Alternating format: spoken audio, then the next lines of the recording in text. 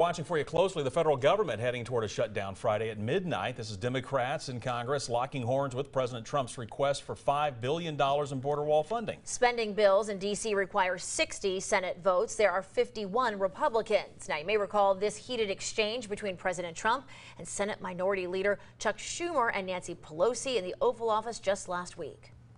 20 times you have called for, I will shut down the government if I don't get my wool. None of us have said. You want to know something? You've said it. Okay, you want to put that on my... You've said it. I'll take it. Okay, good. You know what I'll say?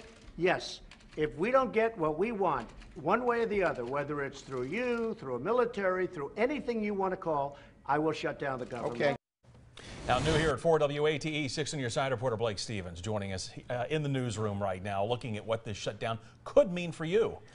Yeah, Blake, you're learning not only part of the government is going to shut down, there's certain parts, correct? Yeah, that's right, Kristen. Basically, right now, 75% of the federal government is funded through next year.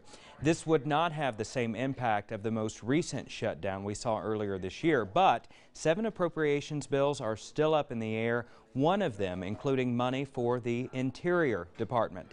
That means services at the Great Smoky Mountain National Park are once again in jeopardy of closing. Now, when the government shut down in January, visitor centers were closed in the Smoky Mountains. Visitors were greeted at the door with a notice about the shutdown. It left people depending on their maps and the help of others to get around. There were no restrooms, no trash collection, but you'll notice during the last shutdown, it didn't stop everyone from visiting the national park. This is a visitor we spoke to about the shutdown back in January. It's very scary, it's very disturbing, and I've been coming here to the Smokies all my life, and the whole thought of shutting down the national parks is disgraceful.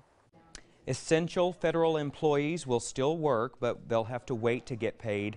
Non-essential federal employees would be furloughed or receive a leave of absence without pay. Now, a Senate fact sheet says 420,000 people will work without pay, including Border Patrol agents and customs officers.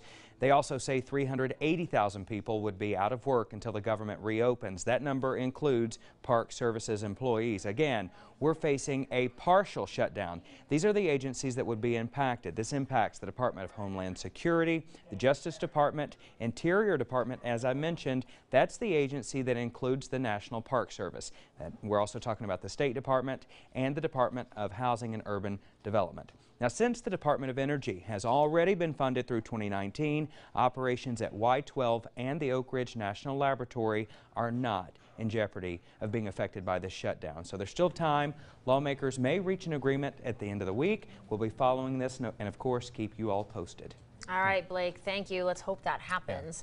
All right, everyone. Congressman Chuck Fleischmann saying that he is completely in favor of a border wall and says that he would prefer to avoid a government shutdown. Yeah, Congressman-elect Tim Burchett's incoming chief of staff telling us the congressman-elect is also in favor of a wall. He says Burchett believes securing the border should be a top priority.